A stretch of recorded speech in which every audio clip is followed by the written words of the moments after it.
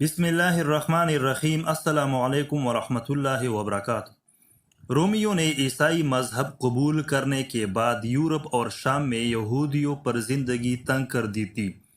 انہیں دربدر کیا، ظلم کیے، ذلیل کر کے رکھا اور ان کا قتل کیا۔ جان بچانے اور چین سے جینے کے لیے یہودی ان علاقوں کی طرف رخ کرتے جہاں مسلمانوں کی حکومت ہوتی۔ رومیوں کے عیسائیت قبول کرنے کے بعد بیت المقدس سے یہودیوں کو نکالا گیا اور ان کی عبادت گاہیں تباہ کر دی گئی۔ اس کے بعد حضرت عمر رضی اللہ تعالیٰ عنہ کے دور خلافت میں بیت المقدس کی فتح کے بعد یہودیوں کو شہر میں آنے جانے کی اجازت ملی۔ 15 ہجری 637 عیسوی میں بیت المقدس فتح ہونے کے بعد حضرت عمر بن خطاب رضی اللہ تعالیٰ عنہ نے یہودیوں کو بیت المقدس کی زیارت کی اجازت دی، جبکہ اس سے پہلے عیسائیوں نے ان پر پابندی لگا رکھی تھی۔ عیسائیوں نے یہودیوں سے حد درجہ بغض کی وجہ سے اس چٹان جس کے اوپر قبۃ الصخرہ بنا ہوا ہے کو کچرے کے ڈھیر سے ڈھک دیا تھا، کیونکہ یہودی اس کو مقدس مانتے ہیں۔ اس چٹان کے اوپر سے کچرا امیر المؤمنین حضرت عمر رضی اللہ تعالیٰ عنہ نے اپنے ہاتھ سے صاف کیا۔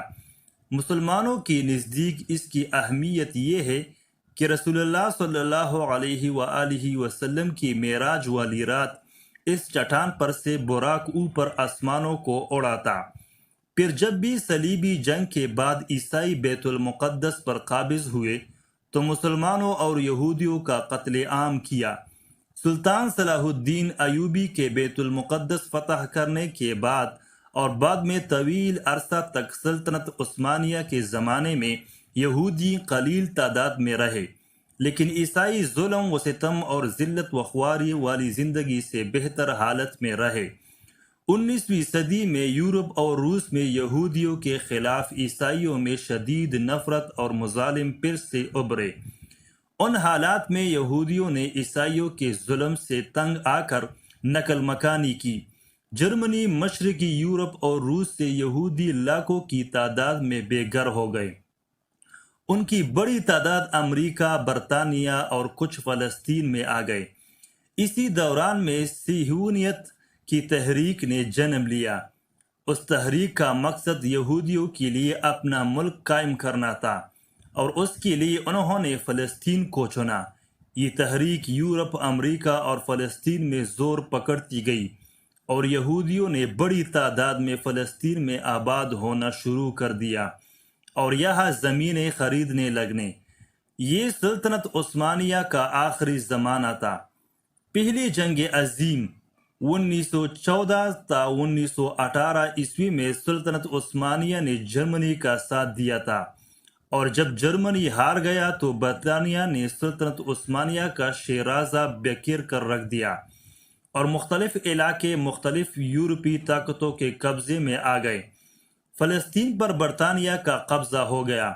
1917 عیسوی میں برطانیہ کے وزیر خارجہ نے ایک اعلان کیا جس کو اعلان بالفور کہا جاتا ہے۔ اس میں کہا گیا کہ فلسطین میں برطانیہ آزاد یہودی ریاست قائم کرنے میں مدد کرے گا۔ برطانیہ نے ان کو وہاں آباد ہونے اور منظم کرنے میں مدد دی۔ جب فلسطین کے عرب مسلمانوں میں یہودیوں کے خلاف شدید رد عمل پیدا ہونے لگے اور دونوں کے درمیان میں شدید جھڑپیں ہونے لگے تو برطانیہ نے فلسطین سے جانے کا فیصلہ کیا اور اقوام متحدہ سے اس علاقے کے مستقبل کے بارے میں فیصلہ کرنے کا کہا۔ اقوام متحدہ نے 1947 عیسوی میں فیصلہ دیا کہ فلسطین کو 2 ریاستوں میں تقسیم کر دیا جائے۔ مغربی علاقہ جہاں یہودیوں کی اکثریت آباد تھی وہاں یہودی اسرائیل کی ریاست قائم کرے، اور مشرقی علاقہ میں فلسطینی عرب مسلمانوں کی ریاست قائم ہو جائے، جبکہ بیت المقدس اقوام متحدہ کے کنٹرول میں رہے۔